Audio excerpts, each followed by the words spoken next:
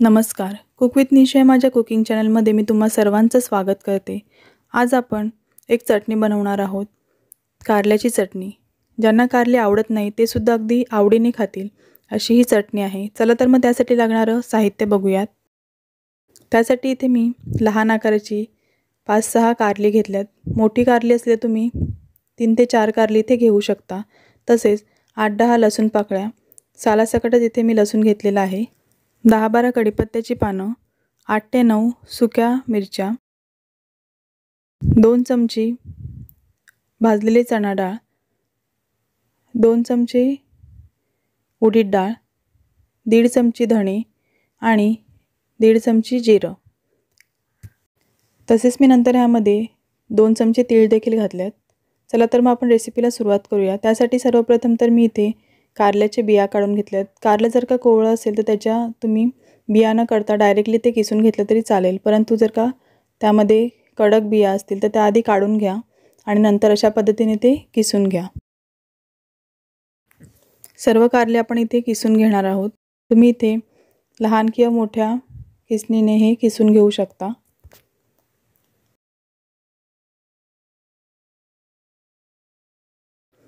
सर्व कारले इथे मी किसून घेतल्यात. आता त्यामध्ये आपण अर्धा ते पाऊण चमचे इतकं मीठ घालूयात, जेणेकरून त्यातलं पाणी सुटायला मदत होईल. आता हे मीठ पूर्ण कारल्यामध्ये व्यवस्थित मिक्स करून आपल्याला हे कारलं असंच 1 तासासाठी ठेवून द्यायचं आहे.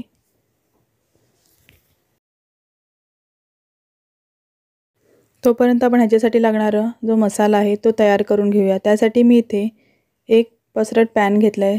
पॅन गरम झालं आहे. त्यामध्ये आता 2 ते 2.5 चमचे इतकं तेल घालून घ्यायचं.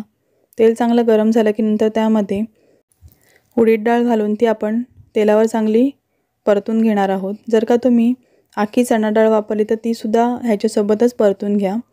पण इथे मी भाजलेली चणा डाळ वापरली त्यामुळे मी ही नंतर घालते. तसेच अख्खे धणे देखील आपण इथे घालूयात. इथे मी 1.5 चमचे इतके धणे घेतलेत. धणे आणि उडीद डाळ थोडीशी परतून झाली. आता आपण त्यामध्ये भाजलेली चण्याची डाळ घालूयात. ही प्रोसेस आपल्याला लो टू मीडियम फ्लेमवर करून घ्यायची आहे. आता लाल सुक्या मिरच्या देखील आपण ह्यामध्ये घालूयात. इथे मी देठ काढून त्यांना थोडंसं ओल्या फडक्याने पुसून घेतले, कारण त्यावर थोडीशी माती वगैरे जमा झालेली असते, त्यामुळे आपण ते व्यवस्थित पुसून घेणार आहोत. नंतर सुकवूनच आपल्याला ह्यामध्ये ते घालायचं आहे.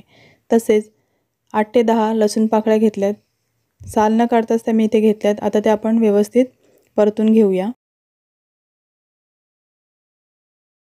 मंद गॅसवर जे सर्व मिरच्या आणि डाळी आहेत त्या आपल्याला व्यवस्थित परतून घ्यायच्या आहेत. मिरच्या तुम्ही इथे कट करून घातल्या तरी देखील चालतील. 3-4 मिनटं व्यवस्थित परतून झाल्यानंतर आपण ह्यामध्ये आता साधारणतः 1 चमचीभर इतकी चिंच टाकणार आहोत. तसेच कढीपत्त्याची पानं देखील आपण आता घालूयात. स्वच्छ धुवून नंतर ती सुकवूनच आपल्याला ह्यामध्ये घालायची आहेत. आवडत असेल तर थोडेसे शेंगदाणे किंवा खोबरं देखील तुम्ही ह्यामध्ये भाजून घालू शकता. तसेच 1 ते 1.5 चमचे इतकं जिरं आपण घालूयात. जिरं थोडंसं परतून झालं की गॅस लगेच बंद करून घ्यायचा आहे. आता हे सर्व मिश्रण आपल्याला एकदम थंड करून नंतरच त्याचं वाटण करून घ्यायचं आहे. कारल्यामध्ये मीठ घालून सुद्धा 1 तास झालेला आहे. त्याला आपण आता पिळून घेऊया. व्यवस्थित आपल्याला त्यातलं पाणी सर्व काढून घ्यायचं आहे. जितकं शक्य होईल तितकं पाणी आपल्याला ह्याच्यातलं काढून घ्यायचं आहे.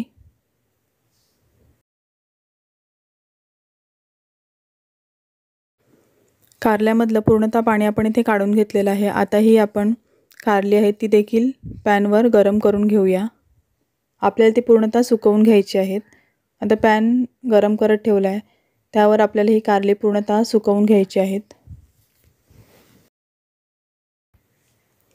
7 ते 8 दिवस साधारणतः ही बाहेर चटणी चांगली राहते आणि जास्त वेळ जर तुम्हाला टिकवायची असेल तुम्ही ती फ्रीजमध्ये ठेवू शकता.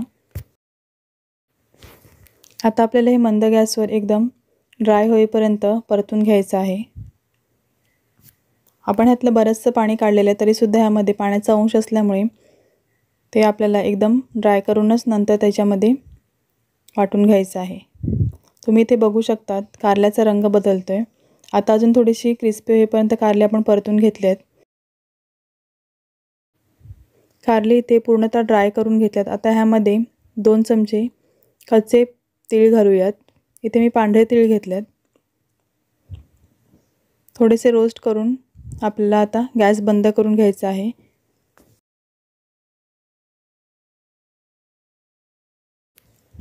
आता आपण कारले देखील काढून घेऊया। आता हे दोन्ही गोष्टी थंड झाल्यात, आपण त्या वाटून घेऊया। सर्वप्रथम सुरुवातीला मिरच्या आणि ह्या डाळी ज्या आहेत त्या वाटून घेऊयात। थोड्या थोड्या करून आपल्याला इथे वाटून घ्यायच्या आहेत।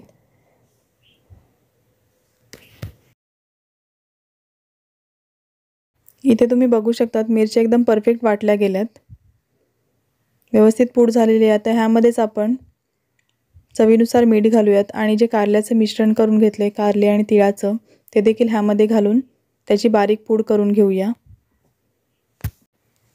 मिक्सरचं भांडं जर का लहान असेल तर त्यामध्ये अर्धा मसाला बाहेर काढून नंतर तुम्ही कारले जी ड्राय करून घेतल्यात ती वाटून घेऊ शकता आणि नंतर सर्व मसाला एकत्र करू शकतात। आता मी ह्यामध्येच हे सर्व वाटून घेते। आपली झटपट आणि चविष्ट अशी कारल्याची चटणी तयार आहे। चपाती भाकरीबरोबर नुसती खायला देखील ही चटणी छान लागते। खाताना थोडंसं तेल घालून नंतर ही चटणी खायची म्हणजे आणखीन चविष्ट लागते। शाकाहारी जेवण असलं की आपल्याला वेगवेगळ्या चटण्या लागतात, त्यामध्ये तुम्ही अशा प्रकारे कारल्याची चटणी बनवून देखील ती आहारामध्ये घेऊ शकता।